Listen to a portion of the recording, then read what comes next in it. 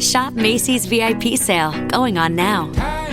Use your coupon or Macy's card and take an extra 30% off the latest fall trends from designers that rarely go on sale.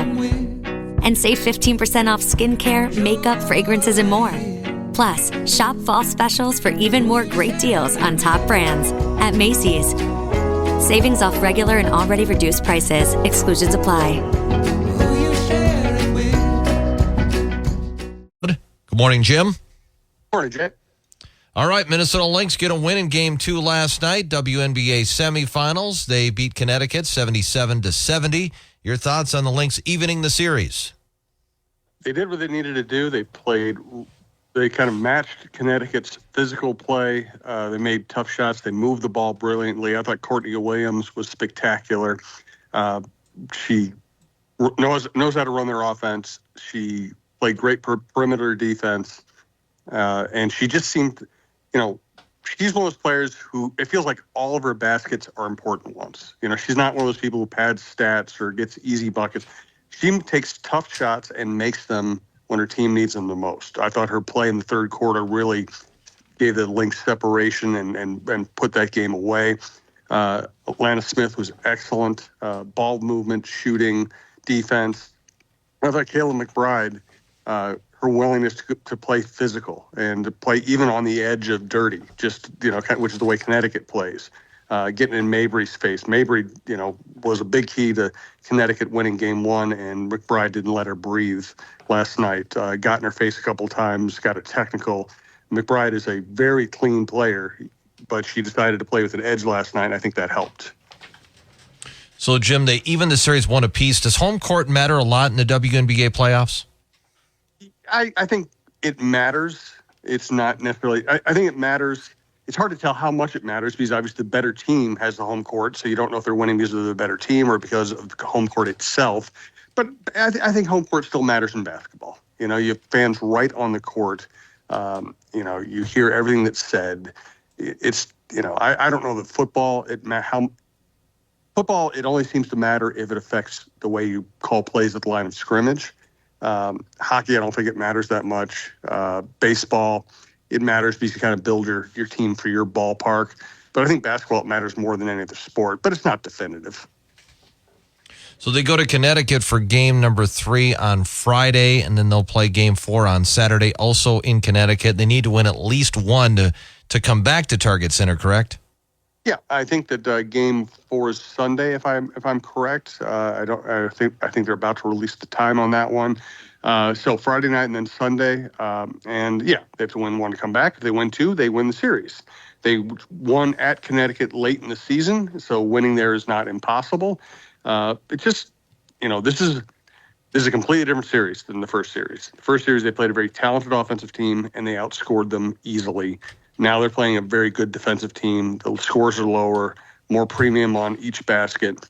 And make it simple. If they play the way they played in Game 2, they're going to win the series. If they play the way they played in Game 1, they're going to lose the series. Jim, the baseball playoffs started yesterday. Road teams won 3 out of 4 games, including the Tigers and Royals running on the road. The Mets beat the Brewers in Milwaukee, and the Braves lost at San Diego. Your thoughts on the first day of the baseball playoffs? I just think it's really cool that the AL Central teams won. We get past the heartache and the anger over the Twins' performance in September, and it's cool to see Kansas City doing this. It's cool to see Bobby Witt Jr. becoming a national story in a smaller market. It's cool to see Detroit, a franchise sometimes looks like it's just on the edge of desolation, win a playoff game. And Skubal is a great pitcher. It's cool to see him. So, I'd rather watch the Twins in the postseason, of course, but I think those are great stories. Milwaukee, I think they've lost 4 postseason games after having a multi-run late-inning lead. That's very painful. And San Diego is a cool story, kind of an ownership going for it, adding as many stars as they can, and they haven't broken through a winter championship, but they are a dangerous postseason team. What do you think about, the Royals went with Cole Reagans, Tarek Skubal pitched for the Tigers. Those are 2 really good top-end pitchers. They are. Reagans was excellent. Yes, of course, they pitched shutouts. Of course, he was excellent. Pulled him at, The Royals pulled him after, I think, 6 innings. They pulled him about the time that Rocco usually pulls Bailey Ober. It worked out for them because their bullpen came through, and Scooble's excellent. As I always tell you about young teams, once they start figuring it out, they can rise very quickly, and that looks like it's happened with both those franchises.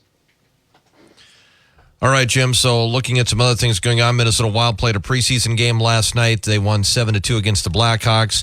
Jared Spurgeon was back, scored a couple of goals for him last night, certainly one of their best showings in the preseason. Your thoughts on the Wild as they've got just one preseason game left before they start the regular season on October 10th?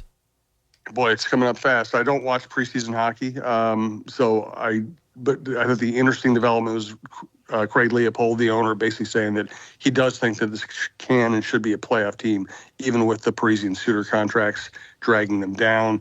So he's putting some expectations out there. We'll see if they can fulfill it. I also think that Bill Guerin, the way he handled some of his internal personnel moves, I think he's on the hot seat. I think he knows I think he's a shrewd general manager. I think he's also ticked off a lot of people. I think he needs to win to prove that he should stick around. So the Timberwolves started training camp. They're going to play their first preseason game already on Friday when they play the Lakers. They can't talk about the trade yet because the trade's not finalized involving Towns. Right. It'll happen any day. I talked to a member of the organization. They thought that they might have a press conference on it as early as yesterday. Obviously, it didn't happen. They'd like to get it out of the way, and they'd like to have those guys. Those guys are in town. So, yeah, they want to get it wrapped up. They want to get those guys in practice. They want to be able to talk about it openly. I just don't know what the timetable exactly is going to be. I wouldn't be surprised if it happened later today or tomorrow morning. One of the great things that the Timberwolves did last year was play defense. How are Randall and DiVincenzo as far as defense players? DiVincenzo is a very good defender. Randall is a very strong defender. He can be very difficult to play against. Towns obviously gave them length and rebounding. Randall gets his rebounds in a different way. He's just, the one thing the Wolves players were saying about him on Monday was he's just a physical force. Towns was a force because of his length and his shooting. Randall will run you over. So I honestly think in terms of rebounding, he'll probably be about the same as Towns. He'll just get his rebounds a different way. I see Randall's listed at 6'8". He seems like he's bigger than that.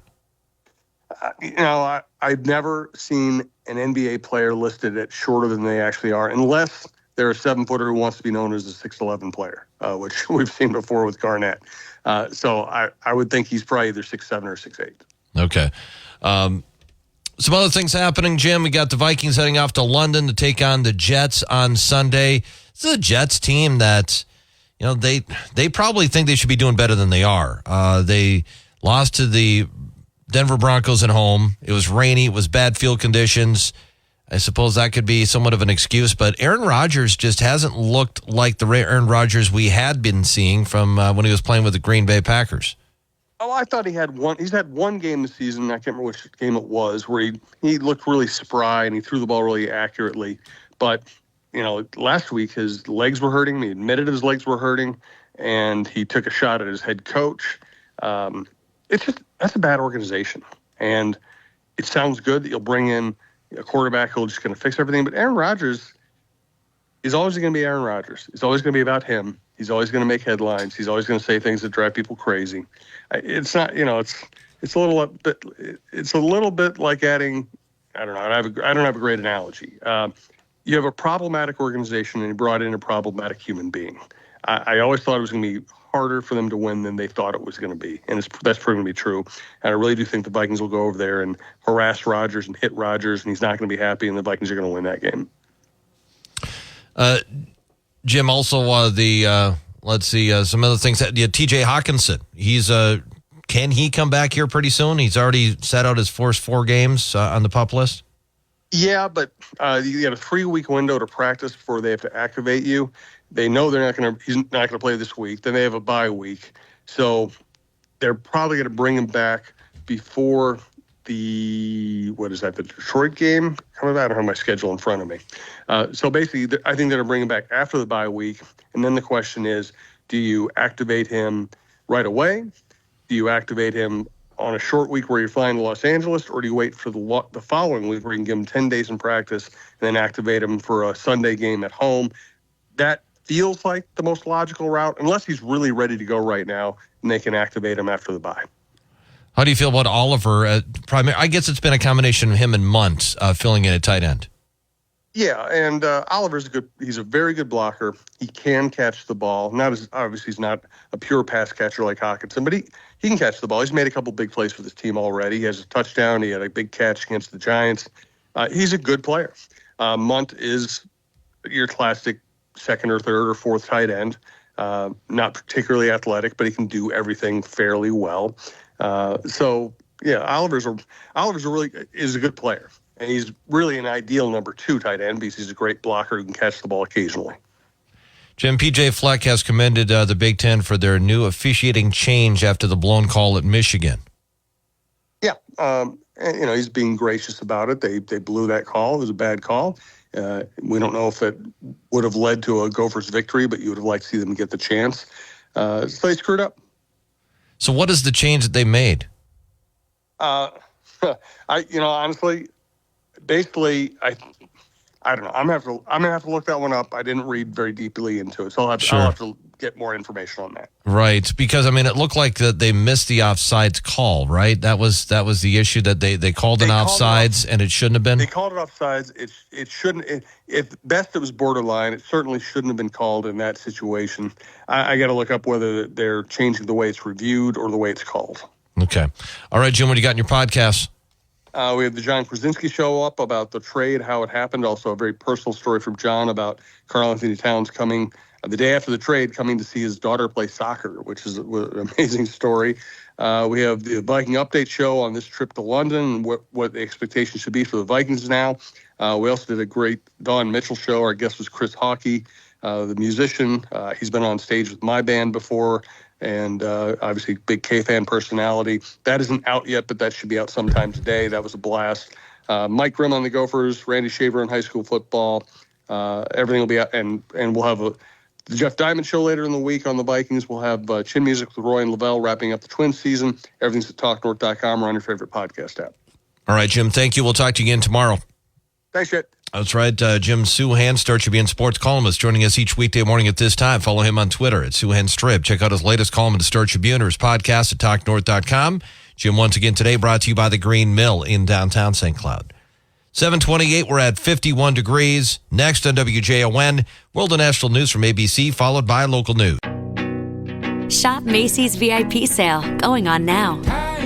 Use your coupon or Macy's card and take an extra 30% off the latest fall trends from designers that rarely go on sale.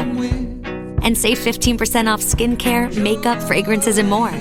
Plus, shop fall specials for even more great deals on top brands at Macy's. Savings off regular and already reduced prices. Exclusions apply.